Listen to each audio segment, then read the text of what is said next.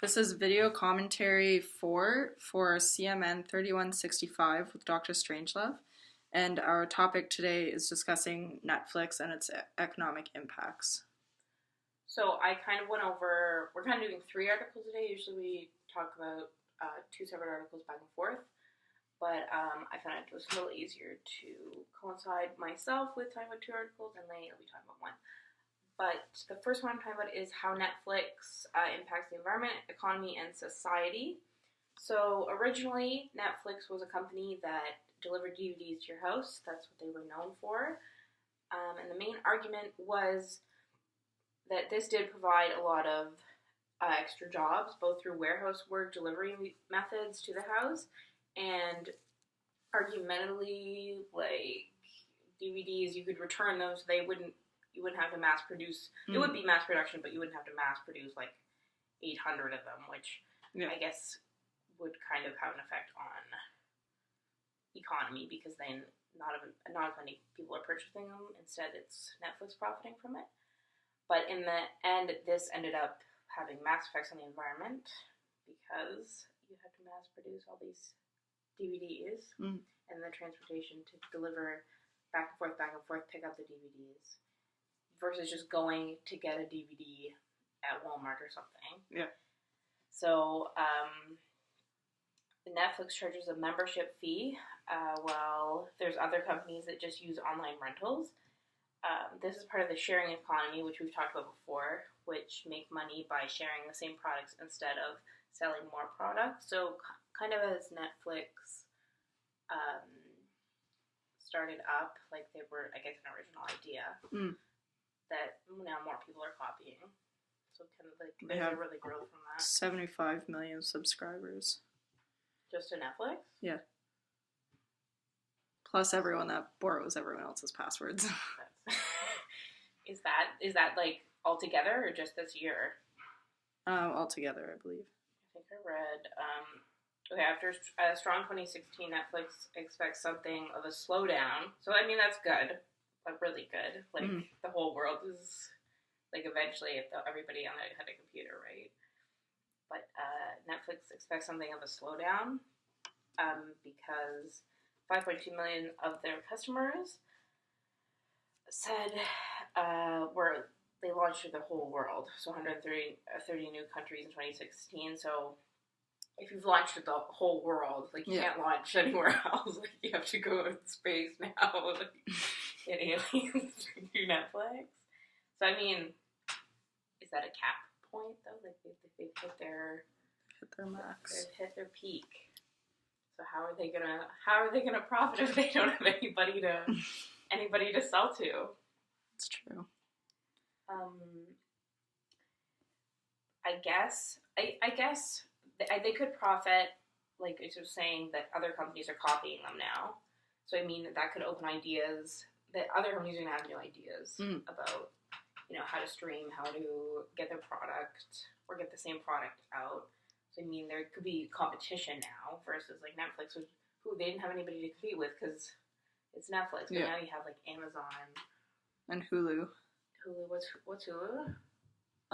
It's like a smaller version of Netflix. Like, you still have to pay a membership fee, but you don't have as much inventory. Oh. Well, it's shitty. Pardon me.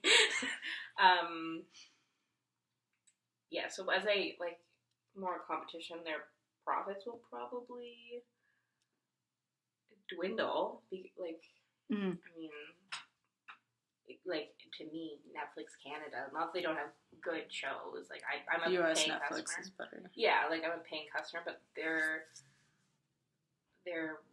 I don't know, restrictions are kind of stupid. Like, a company's probably going to come in and say, it's going to be the same for every company. Like, that's one thing that it could become a profit, right? Yeah. Like, this company, let's say Amazon starts offering, well, we don't have any restrictions for the shows you can watch. It's the same in US. Yeah, they have a much bigger selection. Yeah. And, like, more current titles, too. Mm-hmm. For sure. That was the second article I read, that Netflix profits did go up after their original release, about 56% actually went up because of they added 130 countries to the service. But now their investments are down in original programming. Netflix spent $5 billion in 2016 on shows such as The Crown, Luke Cage, and Stranger Things. So I guess it kind of opened their doors because they would still have to pay the actors in the shows that they're streaming and the producers. But now they've become their own producers too, right?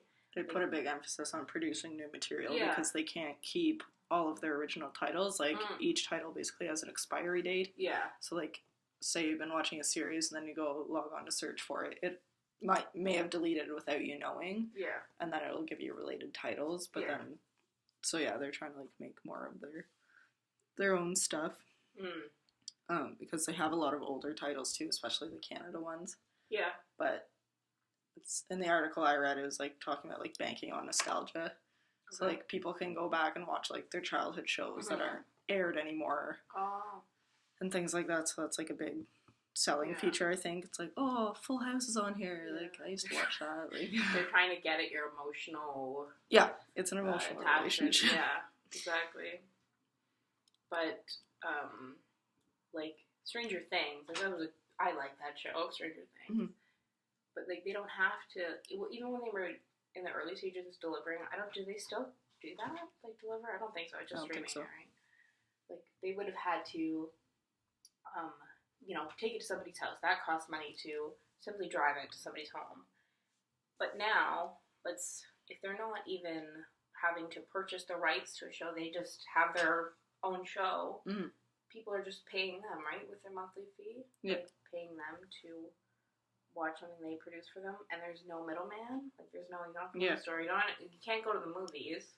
You just have to pay, what is it, $10 a month or $12 a month now? Which is super messed up.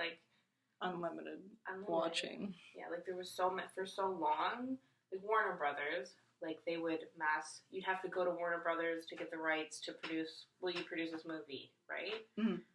Netflix, they never produced their own stuff. It would have to go through theaters, then it would go to stores. It was such a process, and here it's that whole process is deleted. Yeah. So they just have more money in their pocket, in my opinion, and based on this article, that there's no middleman. No, I agree. So, just another point: cost of licenses have become very expensive. Mm-hmm. There's growing competition also because services such as Netflix and shows that are only available on cable, such as Game of Thrones on HBO. Mm-hmm. So that's something they definitely have to look into, is maybe teaming up with bigger stations like that. Yeah.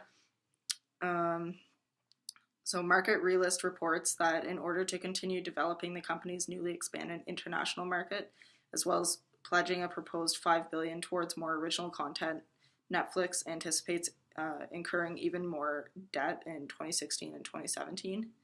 It's because I guess all their their newly produced content's so popular now. Yeah, so they're gonna have more debt than. I guess so. Does it just because they're trying to push it so much. Did your article say anything about are they gonna do something to promote getting out of debt? You know what I mean? Yeah, it didn't really touch on that too much. Okay.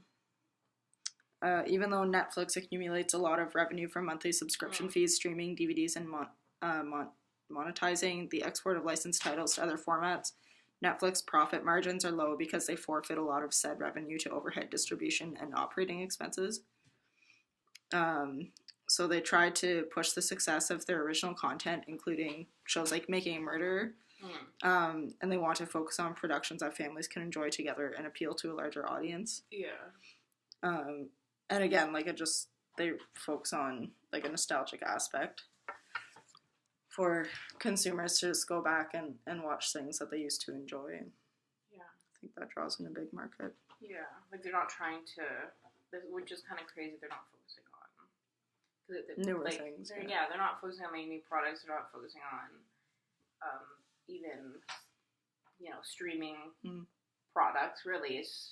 You're trying to connect with the customer, almost. Yeah. Which is, that's just an algorithm for their company, right? Anyways, that's it. That's all. That's it. That's all. Basically, Netflix. I don't know where you're going, but I feel like it's not gonna go much farther than this. I still love it anyway. You still love it. Thanks for watching.